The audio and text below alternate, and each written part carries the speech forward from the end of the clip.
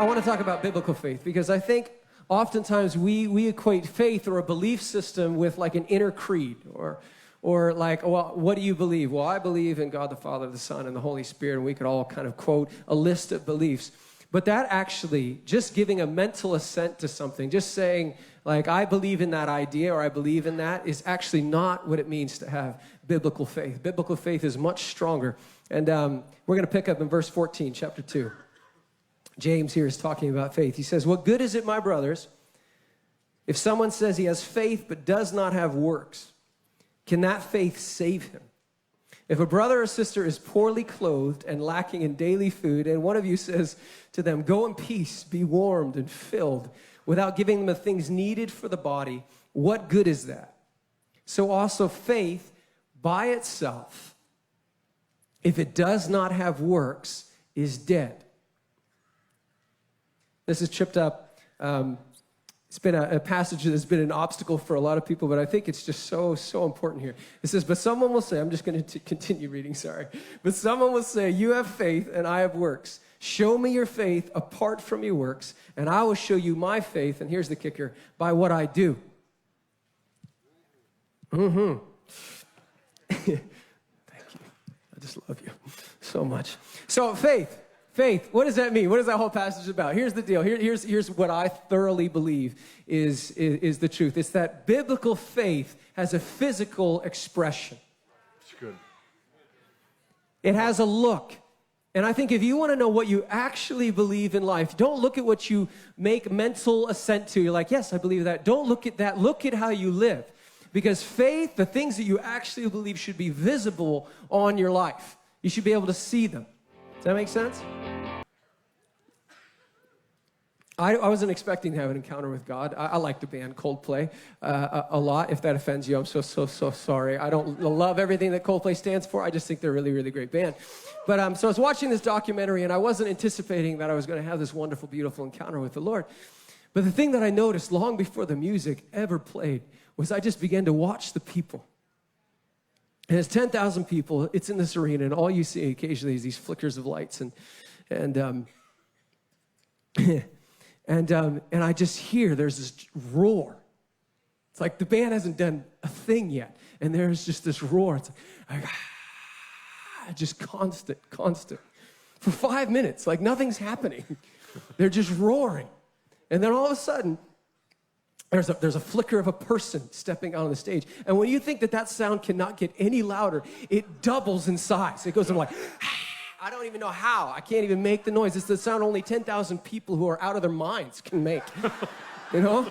And I'm sitting there and I'm watching this and something like takes over my heart because there's the jealousy, like this conviction of like, I know that God is worth that. Yeah. Like he is worth that. He's worth that kind of response.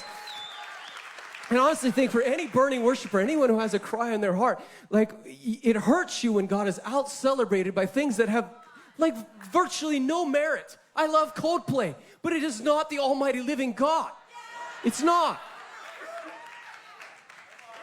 Come on. And we have a chance. Here's the deal. So people go to Coldplay concert, they experience Coldplay, but here's the deal. We have a chance to actually step into faith because it's going to take faith to be, for us to step into that response. And so, I just want to encourage us, guys, in this journey, when we come together, that we step into a place of faith, that we acknowledge, if we just sat there and listened to that No Longer Slaves a couple more times, maybe quoted the verse to ourselves from our mother's room, you've chosen me, love's called my name, I've been born again, part of a family. Like if we believe that. But here's the thing about authority. Authority is just another fancy way of saying responsibility. Taking responsibility. It just means this. If you carry authority, the authority of Jesus, this is what it means. It just means that now you're responsible to speak life over dead places. You're responsible to rebuke and break off curses off this land, your land, on cities by releasing blessing. Whenever we see darkness, oppression, cycles of poverty, cycles of addiction, cycles of violence,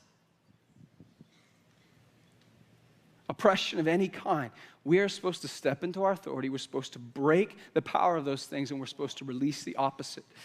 Yeah. We actually have authority to do that. That's the whole point of this.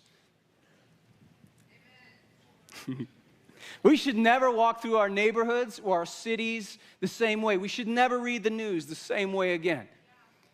Here's the thing. Here's my journey, and this is where I'm going to land, guys, okay? If walking in authority intimidates you, welcome to the club. It's really easy to be bold in a talk, and then when you're actually faced with someone in a wheelchair or someone with cancer, and then you're like, oh gosh, okay. Initially, that was my response. You immediately feel inadequate. You're like, I actually don't have this power. You're right, you don't. It's been given to you, though. And you're supposed to walk in it. But this requires, if you ever watch someone who's used to moving in great authority, they do it with such comfort, such ease. They're just so established. And you're just like, yeah, I'll never be there. I don't think they thought that they were ever going to get there either. There was a journey. There was a process.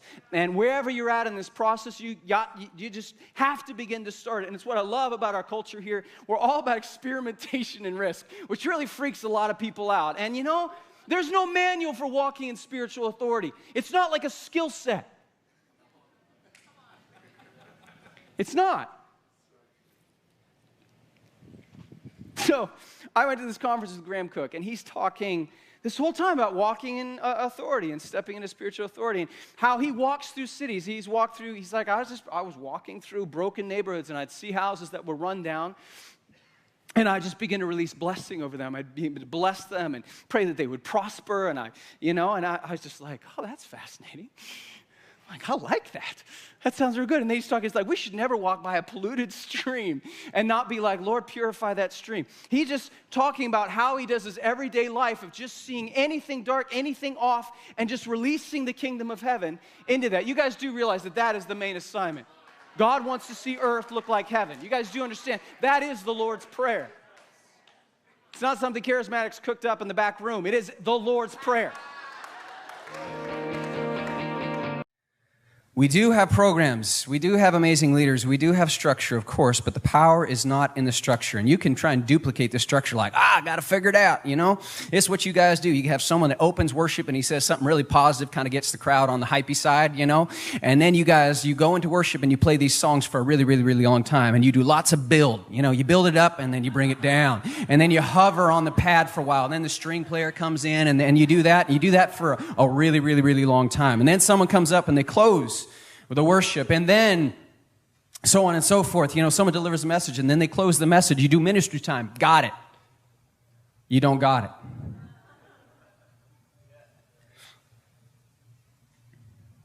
It's His presence. It's not a program that drives this house. It's God activity. And we host His presence because we understand that His presence is essential for the deliverance of people, which is our assignment here on earth. I think it's important, guys, that hosting His presence is not a selfish activity. It's the only hope for the world, truly and really. Okay, we're not just on a hunt for a spiritual high, which is something I want to speak to the more charismatic side of things, because sometimes it can just be about us, like, oh, I just can't wait to get to church and get some Jesus juice, or, whatever it is, like we can have this mentality where it's just, I just want to get a spiritual high. God has something so much bigger than that, than giving you the heebie-jeebies or whatever it is, There is a world full of broken, enslaved, sick, demonized people who are beyond the help of all humanistic power, and their only hope is heaven's intervention. Guess who's called to be heaven's intervention? We are. How many guys have figured out that you don't actually have the power in and of yourself to do this and to be this? You're simply called to release it. Well, here's the kicker. You can't release something you haven't learned to host. Kara Wimber used to say, Kara Wimber was John Wimber's wife, and, probably as much of an influencer in the Vineyard movement as John, although not quite as much at the forefront. But she said, don't pursue the power, pursue His presence. The power is in His presence.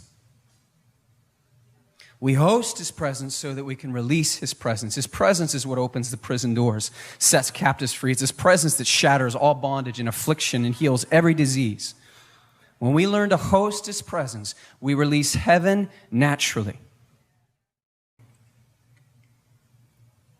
Personal excellence. We want our character and integrity of our lives to be as pure and as blameless as possible so that there is no hindrance and there's no obstacle to us hearing and responding to his voice. If there's one thing that, guys, the enemy is trying to corrupt in you, it's your ability to hear. Give us clear, give us your